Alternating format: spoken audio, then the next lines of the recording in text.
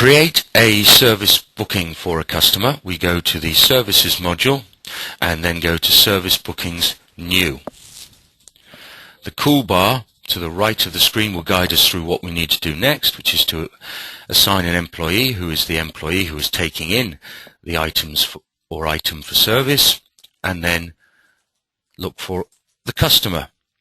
You can, of course, simply start typing the name, and that will bring up your existing customer records. You'll see here, of course, with the New button, if this was a new customer to your store, you could add the customer at this point to the database. As per usual, a pop-up note will allow us to see the customer's certification level, in this case assistant instructor, the fact that they are on the loyalty program, etc., so that we know the kinds of customers we are engaging with at any particular time. The next step is to say when the service booking is starting. You'll see here we have options such as now or tomorrow or any of the following days within the next week. And next, the booking period, let's say in this case 7 days.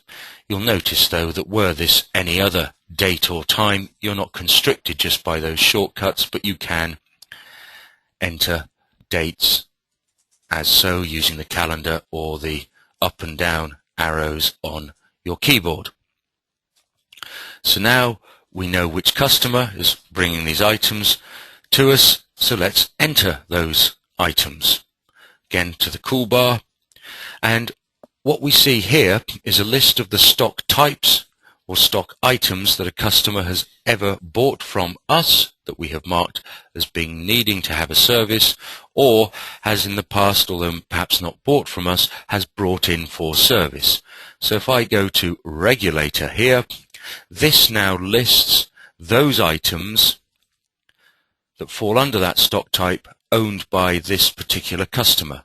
So let us imagine it is this regulator with this particular serial number here, and I'm going to add that to the Receive Items tab of this service booking, and you'll have seen immediately that this regulator tab here, including that serial number and a full description when I scroll over it, has appeared.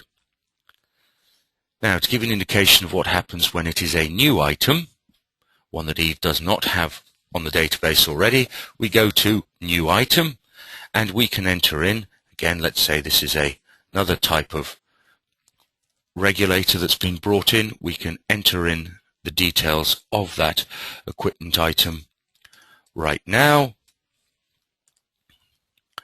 Enter in, of course, the serial number, and if there were some information with regard to when the customer had first purchased that, if they recalled that, we could enter that here. You'll see here that for those items where color may be appropriate, you can also add in that information along with size. And now that we have brought in that item, you'll see that in our overall part of the service booking, we now have both of these items, and you'll see a second tab here indicating information for the second of these items the customer's asked us to service. So, clicking on to the first of those, one of the things you may wish to note is the intermediate pressure before the service. That might be done at this point in your facility, or it may be something you ask the service technician to do at the start of the booking. Whatever you choose is up to you. You'll also see here that there's some shortcut notes we can add to this instruction stroke fault area, such as full service, broken valve, it could be O2 test, etc. You'll see here that should you want to edit or adjust the text in any of these, you can right-click on the mouse on these, click the edit button, and simply enter text as you see fit. I will just add one here of O2 service as an example. You can also free text add to this instructions fault. In this example, I might say that the customer has told me, or we have noticed when it's come in, that the LPI hose will need replacing. Now, having done that for one regulator or one item on the service booking, I can now do the same for the next item on the service booking. And at this point, I have now checked in these two items onto one service booking, and I've indicated a due start date, a due end date, which employee has booked these in. So the work at this stage is done. When I hit save, should you wish, you can print off a service agreement for the customer and indeed one for the technician, which you might wish to bundle with these items, so that the customer knows exactly your responsibilities to he or she during the service and what they can expect from you. And then you have at this stage completed what you need to do for the service booking.